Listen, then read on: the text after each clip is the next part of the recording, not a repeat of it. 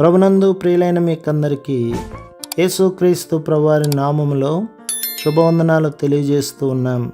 దైవజనులు బ్రదర్ భక్త సింగ్ గారి పరిచర్యలో నుండి దైవ మర్మములు ఆగస్టు 29. భక్తిహీనుని సంపాదన వానిని మోసం చేయును. సామెతల గ్రంథం 11:18.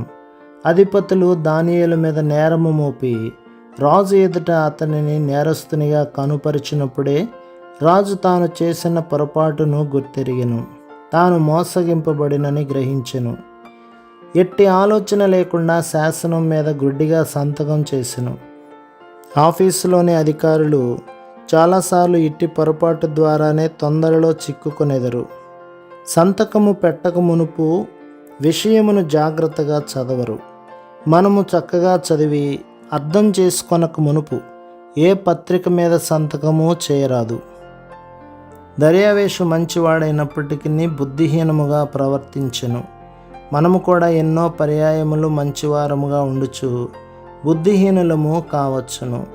అందువలననే స్వభావ సిద్ధమైన మంచితనము నిజమైన మంచితనము కాదు. మనము దేవుని యందు నమ్మకముంచిన ఎడల ఆయన మనకు నిజమైన జ్ఞానమును అనుగ్రహించును. ఆ దైవ జ్ఞానమే చెడు పన్నాగముల నుండి మనలను కాపాడును. ఇప్పుడు రాజు నిస్సహాయుడు. దానియేలును సింహముల గుహలో నుండి తప్పించవలనని మనస్ఫూర్తిగా కోరెను గాని తాను చేసిన ప్రయత్నము విఫలమయ్యను. ఎంత ప్రయత్నించినను అతడు దానియేలును రక్షించలేకపోయెను.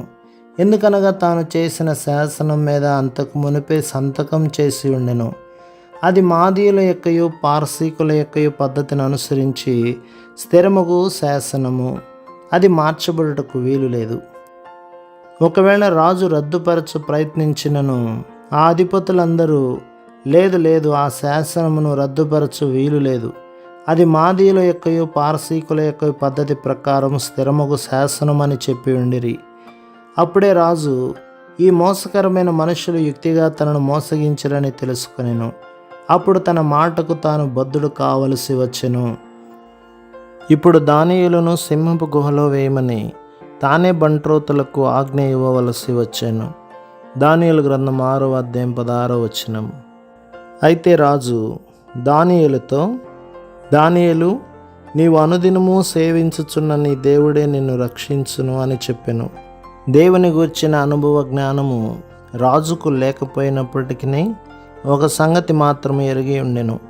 దానియేలు దైవజనుడనియు అతడు నమ్మకముగా దేవుని సేవించడు వాడనియు ఎరిగెను. కనుక దేవుడే అతనిని రక్షింపగలడని చెప్పెను. ప్రభు మిమ్మును మీ కుటుంబమును మీ సంఘమును దీవించి ఆశీర్వదించునుగాక. ఆమేన్.